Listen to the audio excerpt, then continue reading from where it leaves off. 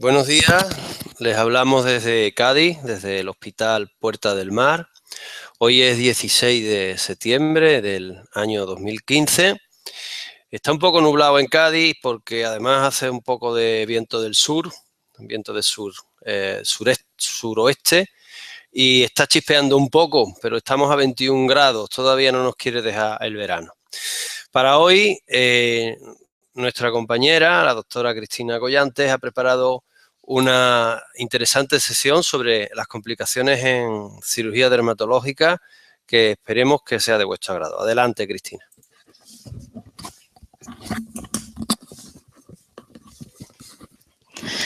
Muchas gracias, Mario, por tu presentación. Y como veníamos diciendo, el tema de hoy son las complicaciones en cirugía dermatológica. En primer lugar, lo que tenemos que tener en cuenta es que la cirugía dermatológica es una subespecialidad relativamente nueva. Sin embargo, el cáncer de piel, que es muy frecuente y lo vemos día a día en nuestras consultas, su principal tratamiento es el quirúrgico. Ello hace que la cirugía dermatológica sea un pilar fundamental en el día a día y en la actividad laboral de lo que es el dermatólogo.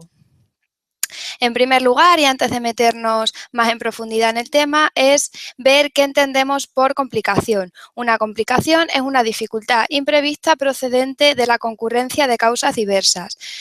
Cuando aparecen las complicaciones, lo que se va a producir va a ser un resultado final alterado. Por ello, resulta muy importante una buena planificación del acto quirúrgico, que es en lo que más vamos a incidir a lo largo de toda la presentación.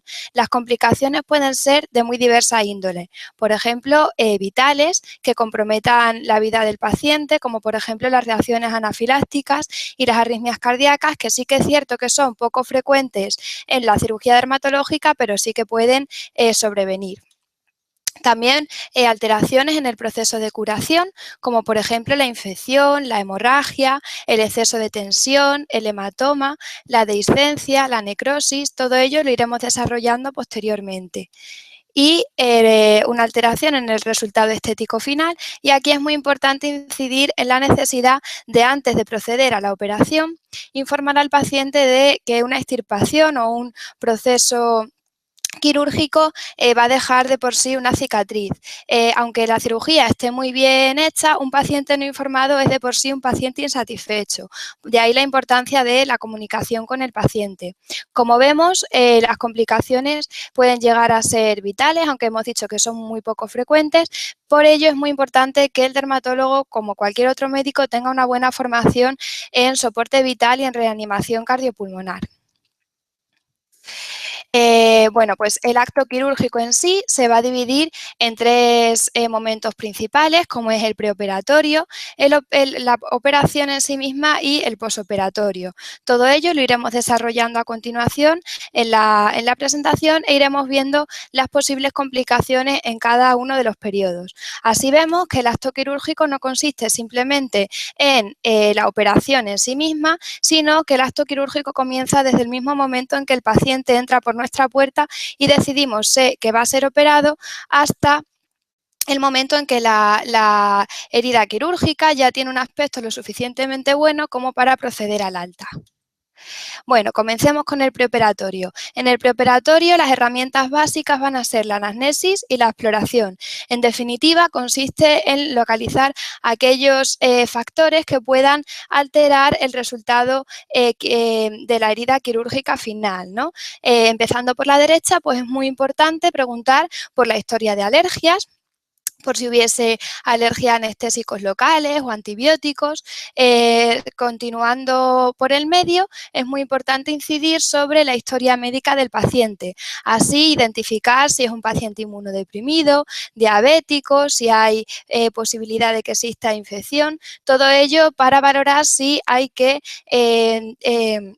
proceder más tarde a la cirugía, o en caso de que tenga que realizarse la cirugía, avisar al paciente de que el proceso de cicatrización puede durar un poquito más de lo habitual. Es muy importante también preguntar al paciente por su historia cardiológica, así por ejemplo, si es un paciente arteriópata, pues el uso de vasoconstrictores como la epinefrina para disminuir el sangrado puede que no sean lo más aconsejable. Por ejemplo, en aquellos pacientes portadores de válvulas cardíacas, cardíacas, a lo mejor resulta interesante una profilaxis antibiótica, de la que hablaremos a continuación. Los pacientes que son portadores de marcapasos o desfibriladores, pues la electrocoagulación no es lo más indicado y hay otra serie de alternativas de las que hablaremos también. Y en aquellos pacientes que sean portadores de prótesis, pues también resultaría interesante una profilaxis antibiótica. Por otra parte, es muy importante preguntar al paciente por factores que favorezcan el sangrado, ya sea por la toma extrínseca de drogas, como por ejemplo los anticoagulantes o los antiagregantes, o por factores predisponentes del propio paciente. En primer lugar, tenemos que asegurarnos de que no existan alteraciones en la coagulación. ¿Por qué? Pues porque es la causa más frecuente de fallo en el resultado final quirúrgico. Así, hemos dicho que resulta fundamental hacer una buena anamnesis donde podamos localizar alteraciones en la cascada de coagulación, como ocurre, por ejemplo, en la hemofilia, o también alteraciones en la función plaquetaria, ya sea por una producción disminuida, como ocurre, por ejemplo, en algunas leucemias o por la ingesta de drogas mielosupresoras, también por consumo, ¿no? Como en la púrpura trombocitopénica idiopática, o por una alteración en la función de la propia plaqueta.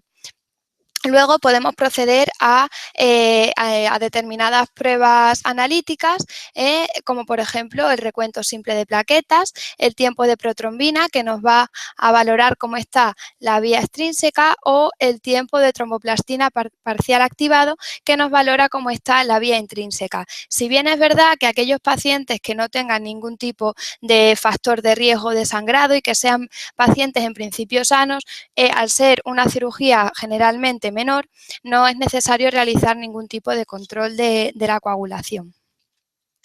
A continuación, lo que vamos a ver van a ser cómo tenemos que enfrentarnos ante aquellos pacientes que estén antiagregados o anticoagulados con los diferentes fármacos y cómo gestionar esos fármacos antes de una cirugía.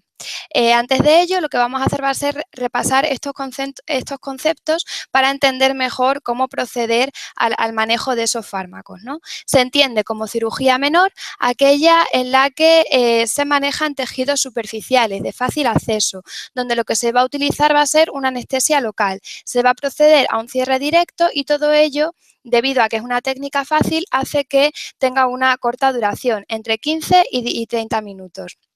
Hablamos de cirugía mayor cuando existe una pérdida de sustancia cutánea y para ello tendremos que usar para poder cerrar esa pérdida de sustancia colgajos o injertos cutáneos.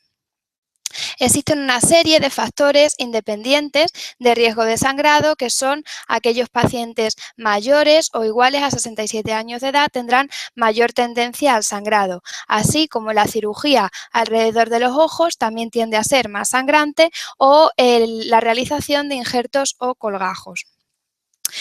Luego existe una serie de pacientes de alto riesgo de trombosis con los que vamos a tener que tener un especial cuidado a la hora del manejo de estos fármacos. Por ejemplo, aquellos pacientes que han tenido una trombosis venosa profunda en los 3 meses previos, una fibrilación auricular más un ictus previo, en aquellos pacientes portadores de válvulas mecánicas, especialmente en la posición mitral, y aquellos pacientes donde concurren diversos factores de riesgo. Como venía contando, en esta tabla se recoge cómo proceder frente a los diferentes tratamientos antiagregantes y anticoagulantes ante una cirugía.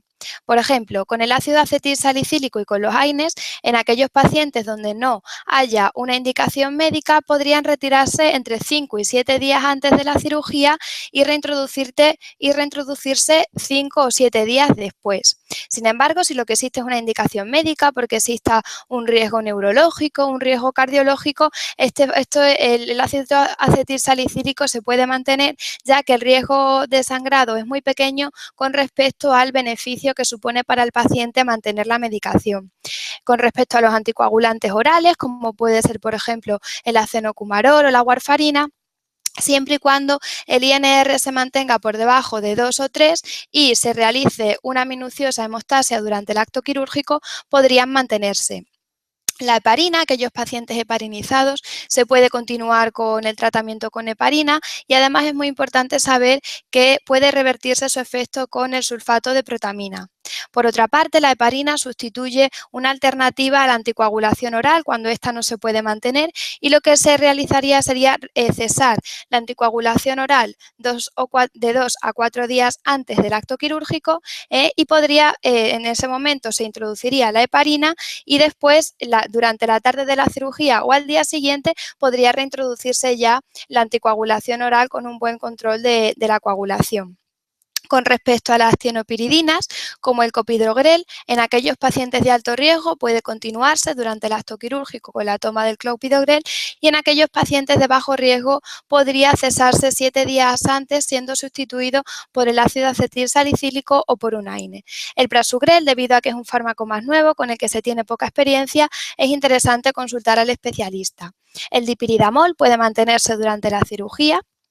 Los inhibidores directos de la trombina, como el dabigatran, pues se considera que podrían continuarse durante la cirugía, ya que el cese de este fármaco puede ser más nocivo que beneficioso, aunque si considerásemos que debemos quitar el fármaco, por supuesto, primero habría que consultar al especialista que lo prescribió.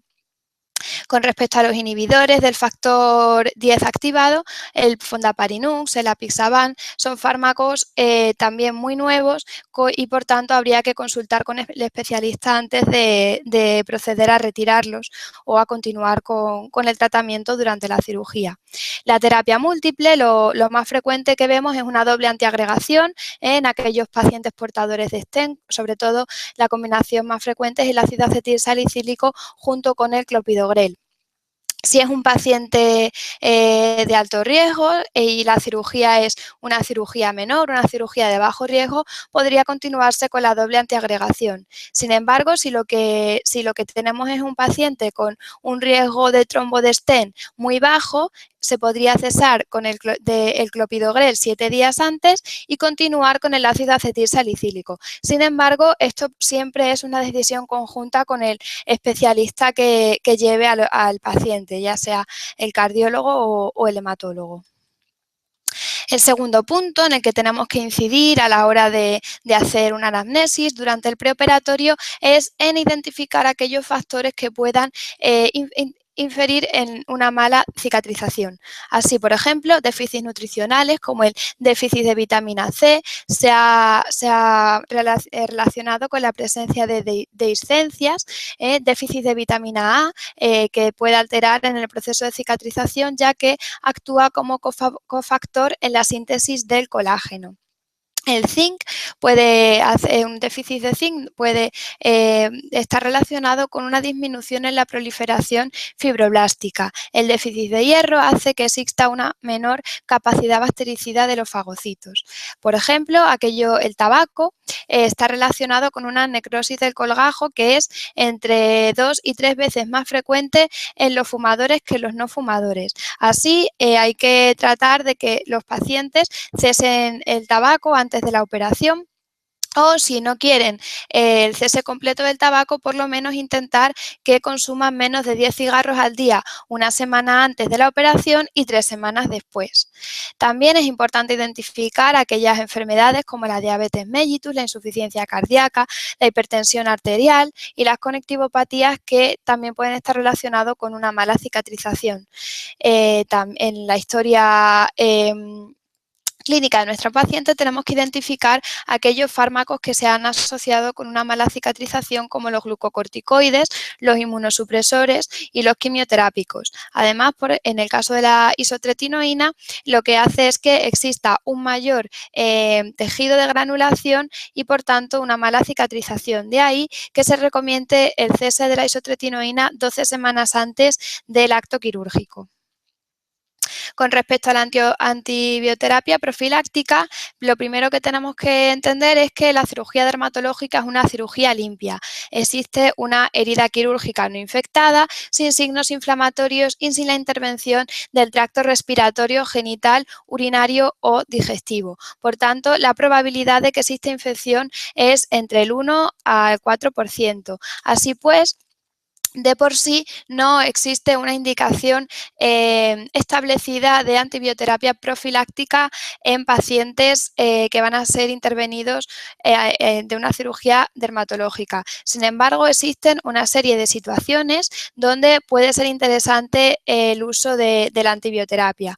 Así, cuando existe una posibilidad elevada de infección en procedimientos prolongados, cuando se produce formación de fondos de saco durante el acto quirúrgico, en heridas donde exista una elevada tensión, como en la espalda o en el cuero cabelludo, en la inflamación en zonas glandulares, como puede ser en la región de la mucosa nasal, cuando se procede a injertos y colgajos, que ya hemos dicho que es una cirugía mayor de por sí, en aquellos pacientes donde exista un alto riesgo de endocarditis, como por ejemplo pacientes que hayan tenido endocarditis previas o en procesos cianosantes que no hayan sido corregidos, en pacientes portadores de prótesis articulares.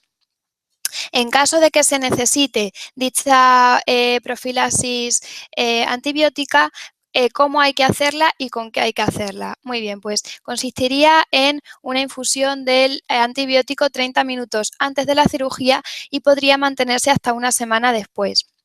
Los antibióticos que se suelen utilizar suele ser la cefalexina 2 gramos vía oral o la cefazolina 1 gramo intravenoso o intramuscular. En pacientes alérgicos a la penicilina existen otras alternativas como la clindamicina, la citromicina o la claritromicina. Cuando existe una participación de la mucosa oral es mejor realizar la profilaxis con la amoxicilina 2 gramos vía oral.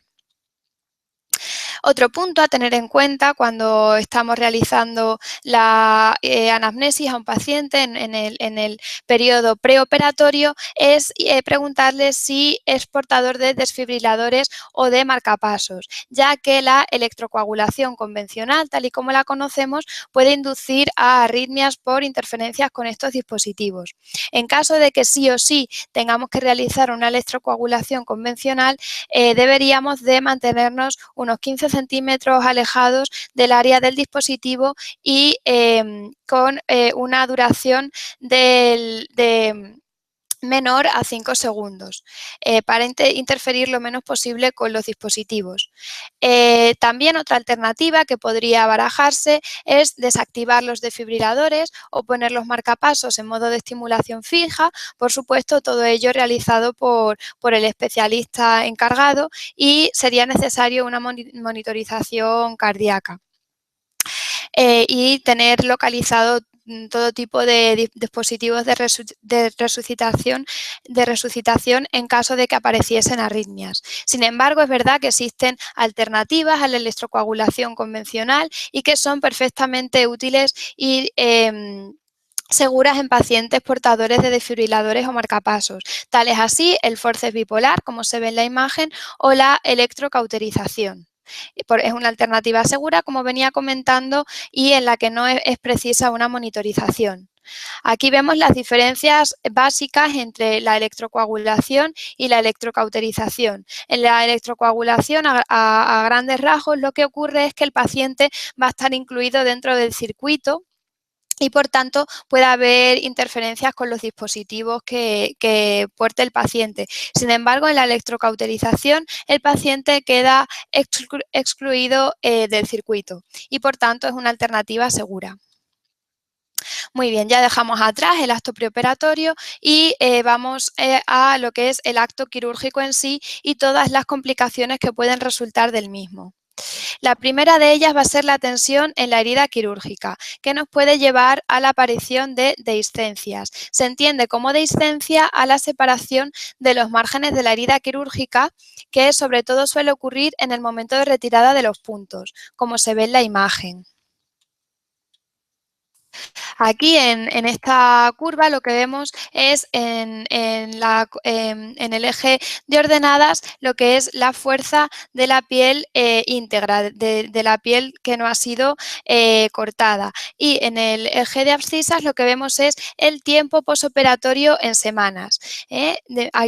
La curva representa la fuerza en el lugar de la incisión. Vemos que a la segunda semana la fuerza con respecto a la piel íntegra es del 10% aproximadamente. Por tanto, es muy importante incidir en la necesidad del reposo y de evitar todas aquellas tensiones en la herida al paciente, porque hasta aproximadamente la 9ª semana no se alcanza el 80% de la fuerza en la piel de la incisión.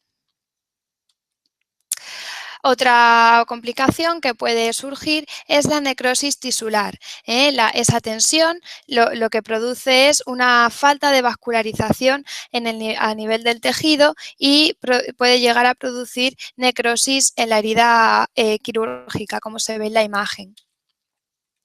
Otra complicación que puede surgir de una tensión excesiva en la incisión es la cicatrización en vías de tren, que ocurre por apretar demasiado la sutura en bordes que tienden a abrirse, y adquiere esta morfología, como en la imagen.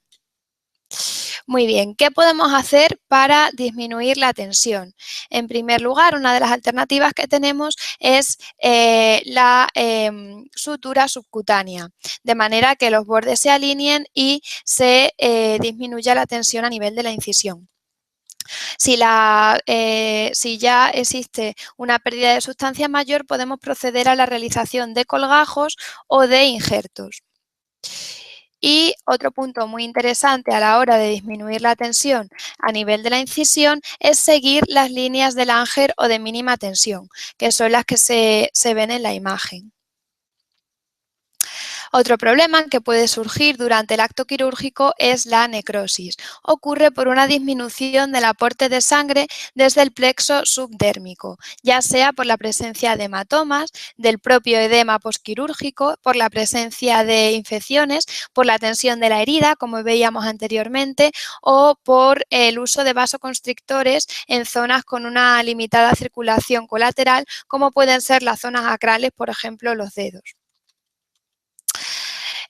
Una necrosis especial es, por ejemplo, la necrosis del colgajo, determinada por la pérdida completa o parcial del aporte vascular. Durante el acto quirúrgico lo que se suele producir es una excesiva compresión del pedículo o de los bordes de la herida, y algunos datos que nos pueden señalar que se puede estar produciendo una compresión del pedículo es la palidez, la cianosis o la equimosis del colgajo durante el acto quirúrgico. Aquí, como vemos en la imagen, se ve una zona un poquito pálida, ¿no? Que, bueno, pues podrá producirse una necrosis si existe una pérdida del aporte vascular.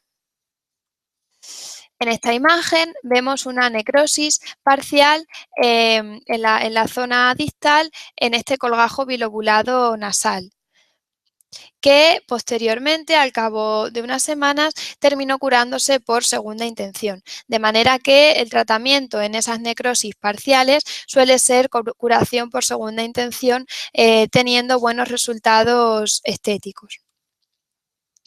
Otra complicación que puede surgir del acto quirúrgico es un daño del sistema nervioso, ya sea por lesión de nervios sensitivos o motores. Esta se puede producir bien cuando procedemos a la instilación de la anestesia locorregional, siendo unos déficits nerviosos temporales con una duración de 6 a 12 horas, o por sección de los nervios durante el acto quirúrgico, que puede llegar a ser un defecto incluso permanente.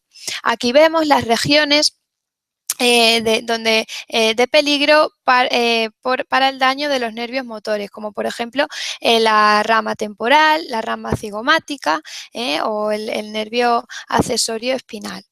En esta imagen lo que vamos viendo va siendo los distintos lugares donde se pueden producir lesiones de los nervios. Así, en el 1 lo que vemos es por el recorrido del nervio auricular mayor, y en caso de que se dañe se podrían experimentar disestesias en los 2/3 inferiores de la oreja. En el número 2 lo que vemos son las ramas temporales del nervio facial, que cuando éste se lesione lo que se procederá va a ser a una parálisis frontal. En el número 3 lo que vemos es la rama marginal mandibular del nervio facial, que su lesión daría lugar a la parálisis de la sonrisa y a la imposibilidad para enseñar los dientes cuando estemos explorando neurológicamente a nuestro paciente. En el punto 4 lo que vemos son las ramas cigomáticas y bucales del facial, que se disponen sobre la grasa de Bichat y que lo que da lugar es a una caída de la comisura bucal. En el 5, 6 y 7 vamos viendo que la alteración en estos sitios daría lugar a disestesias en la zona frontal, en la nariz o en la región superior del labio y del mentón.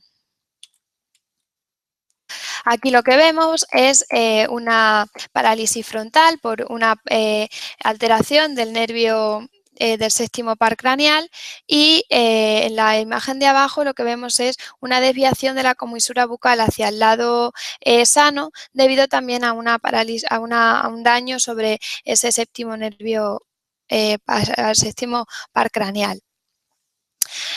Durante el acto quirúrgico también pueden producirse fenómenos como hemorragias y alteraciones por una mala hemostasia. La hemorragia sobre todo se produce durante las primeras 6 horas y, como venía diciendo, por una inadecuada hemostasia durante la operación. Para ello tiene una utilidad muy importante los vasoconstrictores locales como la epinefrina.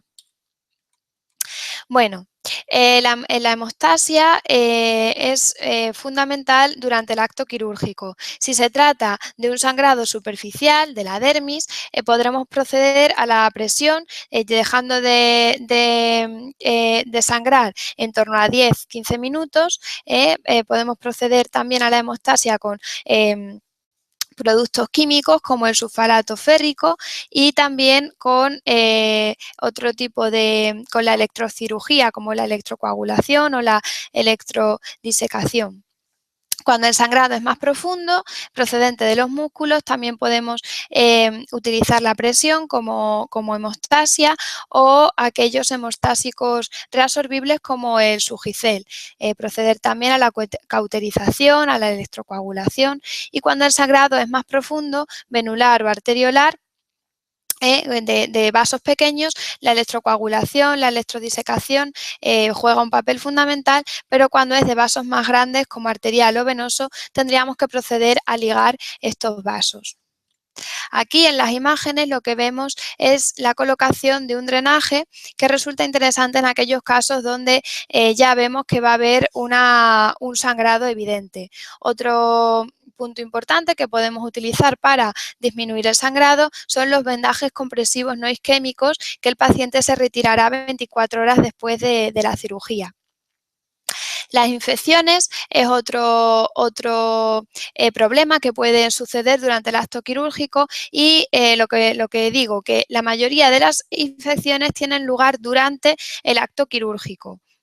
A los 4 o 8 días después suelen manifestarse como eritema, dolor, fiebre, linfangitis y el principal causante de estos problemas es el Staphylococcus aureus.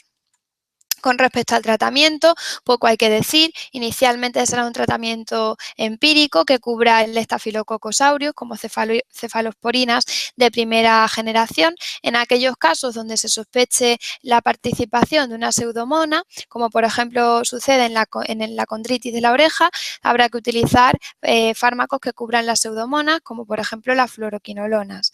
En caso de que existan linfangitis o síntomas de afectación sistémica, el tratamiento no se dará por vía oral, sino por vía parenteral. Resulta interesante realizar un diagnóstico diferencial con otros procesos como por ejemplo la dermatitis de contacto por antibióticos tópicos, donde sobre todo más que dolor y eritema lo que nos vamos a encontrar va a ser prurito. Y también con reacciones inflamatorias a la propia sutura. Bueno, ya dejamos atrás lo que es el acto quirúrgico y vamos al postoperatorio, a los problemas que pueden surgir durante el postoperatorio. Fundamentalmente se van a deber a un aspecto de la herida peor al que teníamos pensado inicialmente. En primer lugar, tenemos la cicatriz en trampilla. Adquiere esa morfología, como se ve en la imagen, con bordes sobrelevados con respecto al resto del tejido perilesional.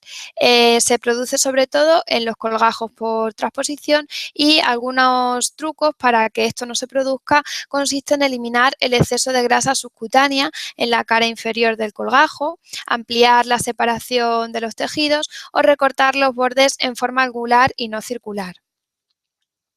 La aparición de cicatrices hipertróficas, como se ve en la imagen, o de cicatrices queloideas, puede ser otro fenómeno que un poco disminuya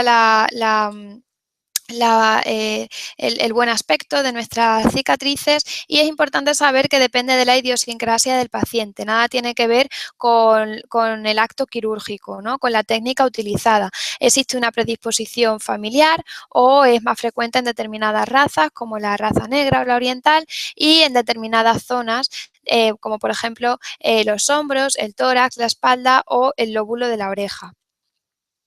La aparición de hematoma es otro fenómeno que puede ocurrir durante el posoperatorio, que se produce por una colección de sangre fuera de los vasos sanguíneos. Clínicamente si el hematoma es chiquitito, se puede manifestar como una sensación de presión debajo de la incisión, o si el hematoma ya es más grande, por un dolor agudo. Cuando esos hematomas son expansivos, que siguen creciendo, pues es muy importante evacuar.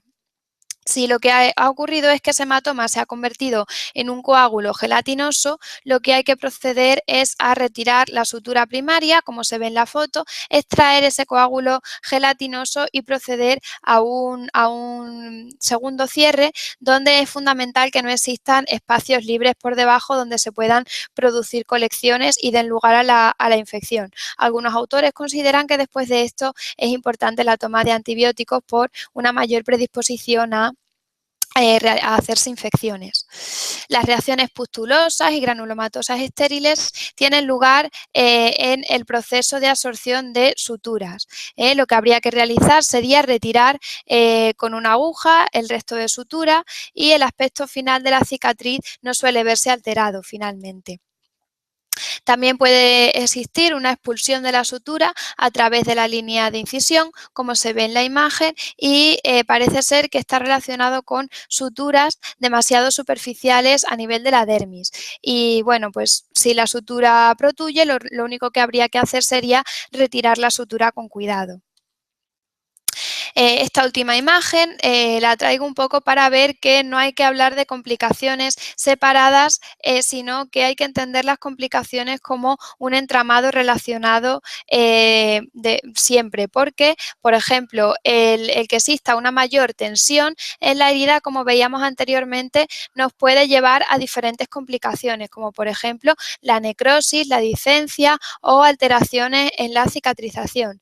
Y asimismo la presencia de infecciones pueden llevar a necrosis, a un aumento de la tensión y así sucesivamente. Es decir, que todas las complicaciones están relacionadas entre sí y unas nos pueden llevar a las otras. Para despedirme os dejo con esta frase de Mario Benedetti que dice: cuando creíamos que teníamos todas las respuestas, de pronto cambiaron todas las preguntas. Es una frase que me gusta porque nos recuerda la necesidad de siempre hacernos nuevas preguntas para seguir avanzando en lo que es la ciencia y el encontrar nuevas mejoras para nuestros pacientes. Muchas gracias por su atención y nos vemos en la próxima.